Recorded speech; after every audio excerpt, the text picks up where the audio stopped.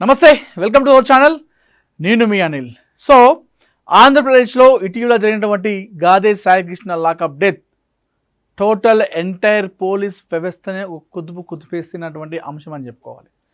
Yes, ఎందుకు చెప్తున్నాను ఈ మాట అంటే ఒక సినిమా తరహాలో ఏదైతే జై భీమ్ సినిమా మనందరికీ తెలిసిందే, సూర్య నటించినటువంటి జై భీమ్ సినిమా ఎంతమందికి ఆ సినిమా కనెక్ట్ అయిందన్న విషయం కూడా మనందరికీ తెలిసిందే. జై భీమ్ సినిమాలో ఒక అమాయకుడిని అంటే ఒకనొక సందర్భంలో సమాధానం ఎట్లుంటుంది అంటే కాస్త వాళ్ళకు ఆ మనిషి ఆకారాన్ని బట్టి ఆ మనిషి ప్రవర్తనను బట్టి ఆ సమయంలో పోలీసులు ఇష్టానుసారంగా చట్టాన్ని చేతులకు తీసుకొని ఇష్టానుసారంగా వాళ్ళపైన కేసులు బనాయించి వాళ్ళని థర్డ్ డిగ్రీ చేయడం, లేదంటే ఇతర వాళ్ళు చేసిన దొంగతనాన్ని వాళ్ళపైకి నెట్టి ఈ టార్చర్ చేయడం అనేది గతంలో చూసినాం. సో అట్లాంటి ఘటనలన్నింటినీ కూడా దర్శకుడు కళ్ళ కట్టినట్టు చూపించిండు జై భీమ్ సినిమాతో.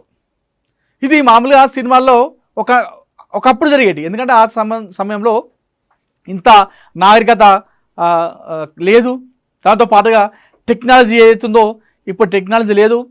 మొబైల్ ఫోన్స్ కానీ టెలిఫోన్లు సైతం కూడా అప్పట్లో గ్రామంలో లేని పరిస్థితి. సో 95, 98, 90 ఎర్లీ 20s మనకు ఈ టెలిఫోన్లు అనేవి అక్కడక్కడ అందుబాటులోకి వచ్చినాయి. కాయిన్ బాక్స్లో కావచ్చు, టెలిఫోన్లు కావచ్చు, ఇంట్లో వాడుకోవడం అనేది. దానికంటే ముందు అసలు ఫోన్ అనేదానికి అసలు దూరం లేదు. ఉత్తరాలతోనే సమాచారాన్ని చేరవేసేవాళ్ళం.